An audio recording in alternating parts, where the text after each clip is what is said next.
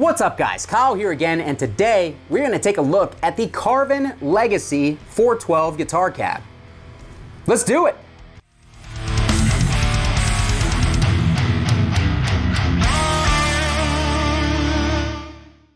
Alright guys, hope you're doing great out there today. If this is your first time here at my channel, my name is Kyle. What is it that I do? What do I do? I don't talk well. What I do here is I take awesome guitar cabs, amps, high gain stuff. Wow, I'm really falling apart. I have tried to record this 3 times and somehow have forgotten to hit the record button on the camera all 3 times. So you guys are kind of getting sloppy thirds at this point. But anyways, I take cool high gain guitar equipment and I record it with a simple SM57 setup. I give you guys the unprocessed audio on your end, and yeah, that's my spiel. So if that sounds like something you like, hit the like button on the way out, consider subscribing so you don't miss any more of my stuff.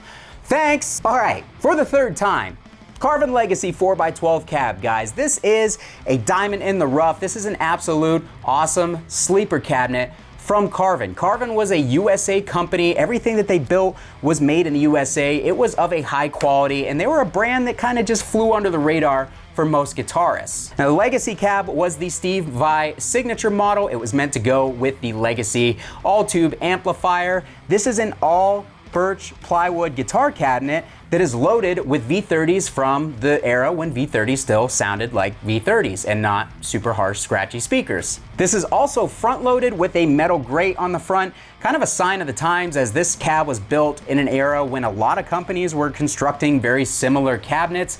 The difference here is that this cab's aesthetic is going for your grandpa's 40-year-old leather sofa that has been stuffed in a storage container and completely forgotten about. But the difference between that sofa and this cabinet is you actually want this cabinet because it is an awesome sounding, very punchy and percussive 412 cab. It is built extremely solid and it is going to be very reliable and road ready for you. And typically you can get these things on the used market for not a lot, considering that they have some of the better V30 speakers in them. These things range from $250 to $350 on the used market, sometimes $400, but they tend to sit at that price. So if you're looking for a cabinet like this, if you're looking for a high quality vintage 30 loaded guitar cab without spending a whole lot of money, this is gonna be one of your best options if you can get your hands on one for around that $300 price point. So with that being said, we're gonna pop one of these metal handles off. We're gonna take a look inside the cab real quick, and then we're gonna throw an SM57 on this thing and play a couple amps through it to see how this thing sounds. So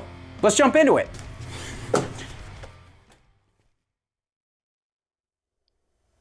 All right guys, so removing this metal handle, well, you gotta take all the screws off if you wanna remove it, Kyle. Okay, removing the metal handle. Coming inside the cab, as you can see right here, we've got an all birch plywood construction, and wow, it actually looks like there is a little bit of separation to the birch on this one, so that's interesting. Never seen that on a cab before, but it only seems to be down here. Maybe this was dropped at some point, or maybe just one of those plies is kind of rotting away because it looks like it's here and then there's nothing in the middle. Well, that's interesting. All right, so kind of trying to get in here. I don't have a lot of room. Here we have a nice thick plywood bracing post in the middle. That's a really solid piece there, and that's gonna keep the cab from vibrating too much and building up too much of those low end frequencies.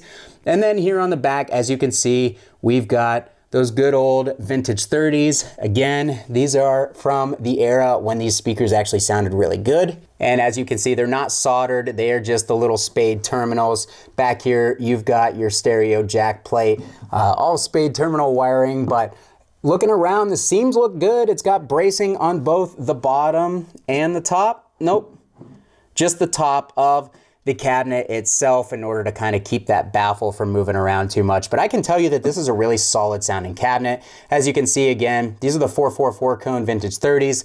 This cabinet is front loaded. So other than this little goofiness with the birch ply right here, yeah, it's a really well-constructed cab, and it's got some of the better sounding vintage 30s in it. The era that this cab was made is when these things still sounded great. So let's go ahead and button this thing back up and hear how it sounds in action. Also, last but not least, here is our cabinet. And also last but not least, but here is our jack plate, just in case you were curious what that guy looked like. So yeah, let's hear how she sounds.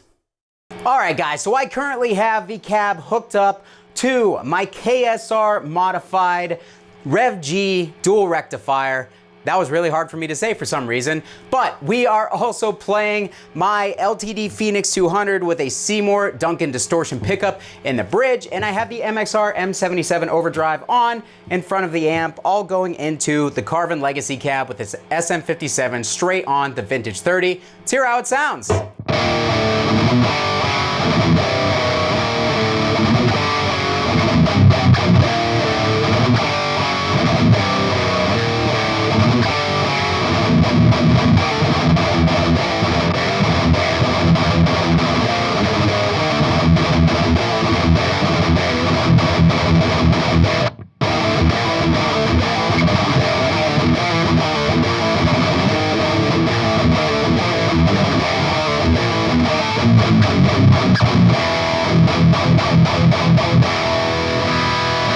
Oh man, it's such a punchy and articulate cab. These things sound really, really good with rectifiers because they tighten up that low end really, really well. Let's try a drop D riff, or I'm sorry, a D standard riff real quick, and then we will switch over to the little Engl Fireball 25 here and hear how it sounds with that amp.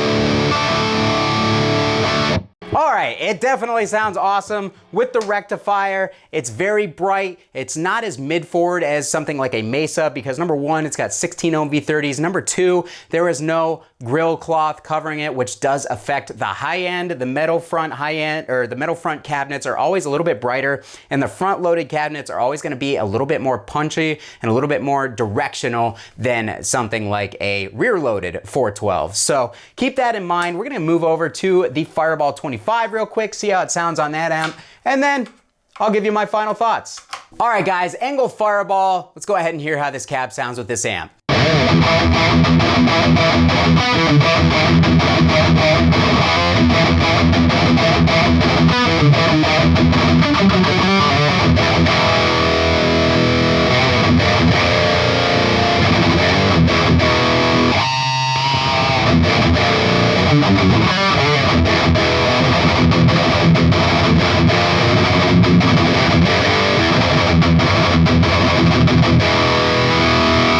All right, so this amp is way brighter on that top end, so let's pull the presence and the treble back a little bit. Let's get a little bit more mid going.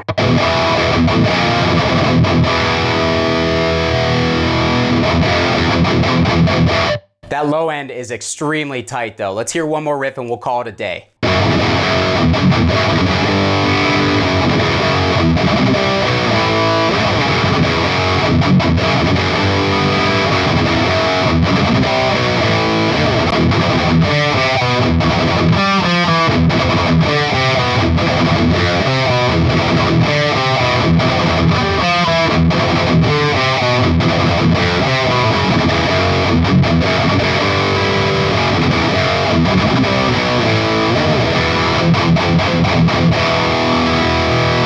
Oh man, that is seriously such a punchy and articulate combo. You could hear every note that I missed, and there were a lot of them. So yeah, it makes a really good pair with that Engl. In fact, it kind of makes sense why Engl goes with front-loaded V30 cabs for amps like their Fireball 25, but I think this made a great match with both amplifiers. But what did you guys think about it? Let me know on your end what you heard through that SM57, through your listening setup. Do you think it sounded good, or do you think it was lacking? Do you think it sounded terrible? And if you have one of these cabs or have experience with them, I want to hear about it. Let me know down in the comments, and I'll be sure to meet you guys down there to talk about it. If you'd like to support the channel and what it is I do here, down in the description of this video are all of my support links, including my Sweetwater affiliate link.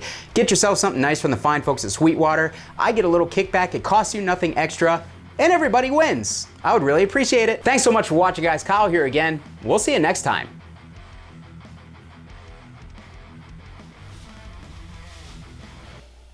You know what this wall is missing? Another amp.